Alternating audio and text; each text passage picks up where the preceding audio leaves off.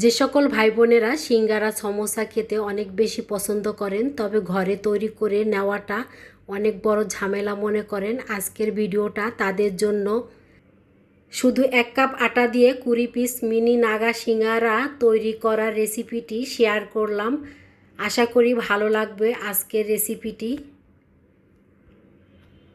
সিঙ্গারা তৈরি করার জন্য এখানে আমি আটা নিয়েছি। আটার পরিবর্তে আপনারা সিঙ্গারা ময়দা দিয়েও তৈরি করে নিতে পারেন, তবে ময়ানটা যদি ভালো হয়, আটা ময়দা যেটা দিয়ে করেন না কেন সিঙ্গারাগুলো কিন্তু অনেক বেশি খাস্তা হবে। এখানে আমি দিয়েছি কালো জিরা, পরিমাণ মতন লবণ, চায়ের চামচের হাফ চামচ পরিমাণ চিনি দিয়ে প্রথমে আমি ভালো করে আটার সাথে মিশিয়ে নিয়েছি। এখন আটা ময়ান করে নিব। আর ময়ান করার জন্য এখানে আমি পরিমাণ মতন সাদা তেল দিয়েছি। ময়ানটা যদি ভালো করে নেওয়া যায় তাহলে দেখবেন সিঙ্গারাগুলো উপর থেকে অনেকটাই খাস্তা হবে। দোকানের সিঙ্গারার মতন ঘরে বসে এই সিঙ্গারাটা তৈরি করে নিতে পারবেন যদি এই ভিডিওটা পুরোটা ফলো করে একবার বাসায় তৈরি করে দেখতে পারেন। আটা ভালো করে ময়ান করে নিয়েছি। এখন এখানে আমি পরিমাণ মতন পানি দিয়ে আটাটাকে মাখিয়ে নিব। তবে আটাতে পানির পরিমাণটায় বেশি করে দেওয়া যাবে না, কারণ এই ডোটা একটু টাইট করে তৈরি করতে হবে। সেক্ষেত্রে কিন্তু এই সিঙ্গারার উপরের লেয়ারটা কিন্তু অনেক বেশি খাস্তা হবে। তো এখানে আমি অল্প অল্প করে পানি দিয়ে আটার ডোটাকে মাখিয়ে নিচ্ছি। পানির পরিমাণটা একেবারে বেশি করে দেওয়া যাবে না, সেক্ষেত্রে বাসার তৈরি সিঙ্গারাগুলো দোকানের মতন খাস্তা হবে না। এটা ডোটা খুব সুন্দরভাবে তৈরি করে নিয়েছি, এখন রেস্টে রেখে দিব। সিঙ্গারার জন্য আলুর পুর রান্না করার জন্য কড়াইতে আমি পরিমাণ মতন তেল দিয়ে দিলাম। দিয়ে দিচ্ছি চায়ের চামচের হাফ চামচ পরিমাণ পাঁচফোড়ন। আর সিঙ্গারা তৈরিতে অবশ্যই পাঁচফোড়নটা দিতে হবে, সেক্ষেত্রেই কিন্তু দোকানের স্বাদটা ঘরে বসে ফিরে পাওয়া যাবে। যখন পাঁচফোড়ন থেকে খুব সুন্দর একটা ফ্লেভার আসছে, ওই পর্যায়ে এখানে আমি পরিমাণ মতন পেঁয়াজ কুচি দিয়ে দিয়েছি। এখন পেঁয়াজ তেল পাঁচফোড়নের সাথে হালকা করে ভেজে নিব। প্রথমেই পরিমাণ মতন লবণ দিয়ে দিব। কালারের জন্য সামান্য একটু হলুদের গুঁড়ো দিয়ে দিচ্ছি। চায়ের চামচের হাফ চামচ পরিমাণ ধনে জিরার গুঁড়ো দিয়েছি। আর দিয়ে দিব এখানে কাঁচামরিচ কুচি। পেঁয়াজের সাথে হালকা করে একটু ভেজে নিয়েছি। এখন দিয়ে দিব আলু। আর সিঙ্গারার জন্য তো আলুগুলো একটু ছোট কিউব করে কেটে নেয়, তাই সেমভাবে আমি আলুগুলো কেটে নিয়েছি। এখন আমি তেল মশলার সাথে আলু 2 মিনিটের মতন ভেজে নিব।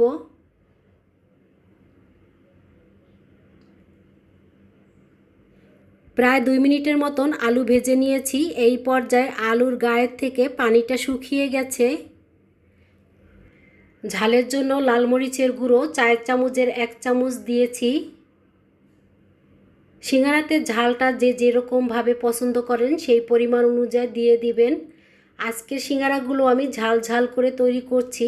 আর এখানে আমি দিয়ে দিব নাগামরিচ বা বোম্বাই মরিচ, যে যেই নামেই ডাকা হোক না কেন, আমরা বলি এটাকে বোম্বাই মরিচ, তো অনেকে নাগামরিচ বলে ডাকে।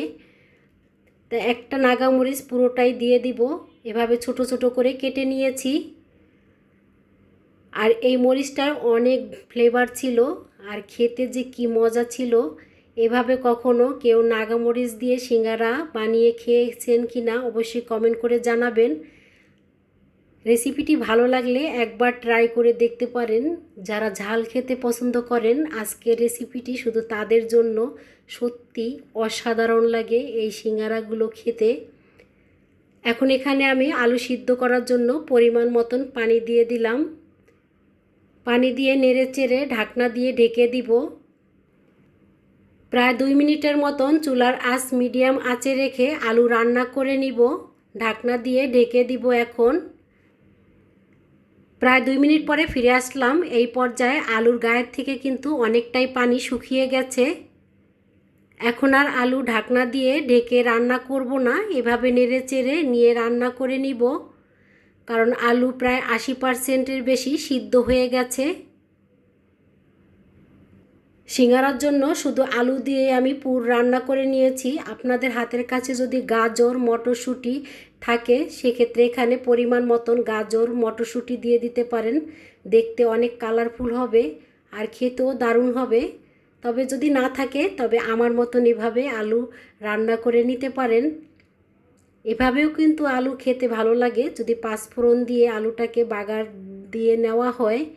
এখন আমি একটা হাতা নিয়েছি আর এই হাতা দিয়ে আলুগুলোকে ভেঙে দিব।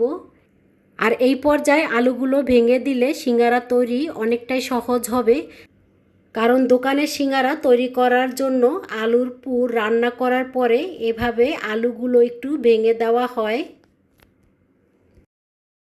তো হয়ে গেছে আলুর পুর রান্না করা। এখন আমি চুলার থেকে নামিয়ে এক সাইড করে রেখে দিয়েছি। রেস্টে রাখা আটার ডো অনেকটাই টাইট করে তৈরি করেছি, এখন কিন্তু অনেকটাই সফট হয়েছে। এখন এখান থেকে আমি লেচি কেটে নিব আর লেচিগুলো একটু ছোট ছোট করে কেটে নিব। এখানে যেহেতু 1 কাপ আটা দিয়ে আমি লেচিগুলো কেটে নিচ্ছি।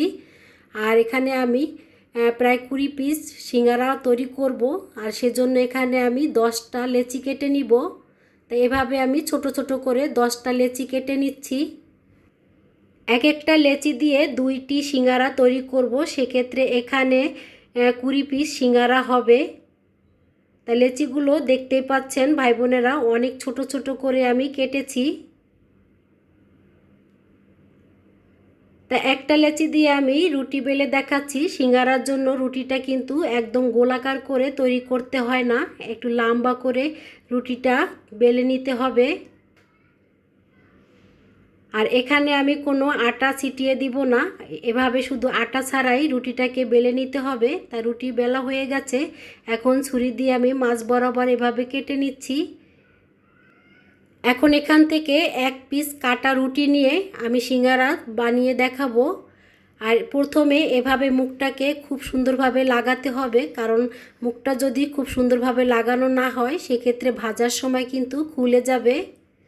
তা মুখ খুব সুন্দরভাবে আমি লাগিয়ে নিয়েছি। আর যেহেতু মিনি সিঙ্গারা মাছ বরাবরে কিন্তু জায়গাটা অনেকটাই ছোট থাকবে, তা ছোট চায়ের চামচ দিয়ে আমি পুরটাকে মাছ বরাবর দিয়ে দিচ্ছি।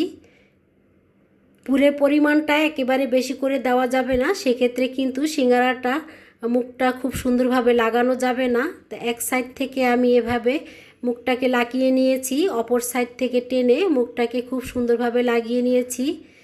এই তো হয়ে গেছে একটা সিঙ্গারা তৈরি করা।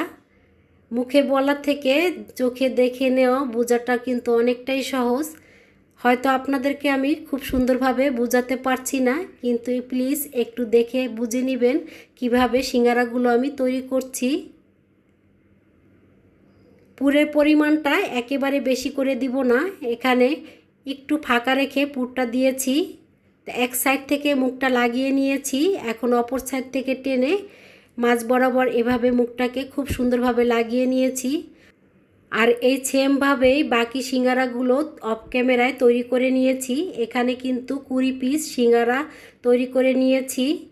সিঙ্গারা ভাজার জন্য কড়াইতে আমি পর্যাপ্ত পরিমাণ তেল দিয়েছি। আর তেলটা যখন হালকা গরম হয়েছে তখন এখানে আমি একটা একটা করে সিঙ্গারা তেলে ছেড়ে দিচ্ছি।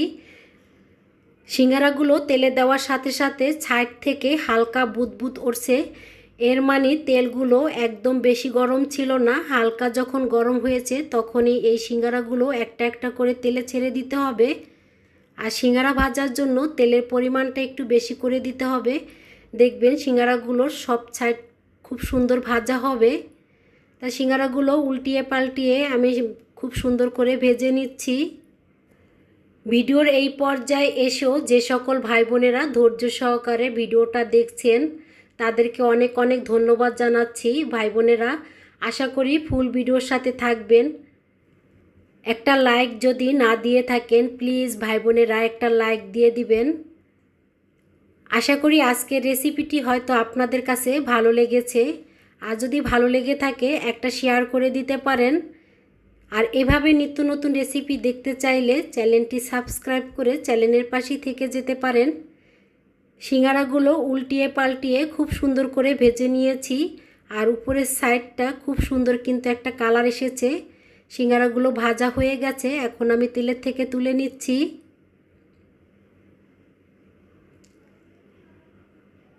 আর এখানে কিন্তু আমি সব সিঙ্গারাগুলো ভাজি নাই, কিছু অংশ আমি ডিপ ফ্রিজে ফ্রোজেন করে রেখে দিয়েছি, কারণ একেবারে এই সব সিঙ্গারাগুলো ভাজলে কে খাবে, খাওয়ার লোক সেরকম ছিল না। তা আপনাদেরকে একটু ঘুরিয়ে ফিরিয়ে দেখাচ্ছি সিঙ্গারাগুলো দেখতে কতটা লোভনীয় হয়েছে, সসের সাথেও খেতে দারুণ লাগে। পেঁয়াজ কাঁচামরিচ সাথে নিয়ে সিঙ্গারা খেতে কিন্তু অনেক বেশি মজা লাগে। কে কে খেয়েছেন অবশ্যই কমেন্ট করে জানাবেন। একটা সিঙ্গারা আপনাদেরকে আমি ভেঙে দেখাচ্ছি, পুরগুলো ভিতর থেকে কতটা ঠাসা, খেতেও কিন্তু অনেক বেশি মজা ছিল। রেসিপিটি ভালো লাগলে চ্যানেলটি সাবস্ক্রাইব করে চ্যানেলের পাশে থেকে যেতে পারেন এভাবে নিত্য নতুন রেসিপি দেখার জন্য।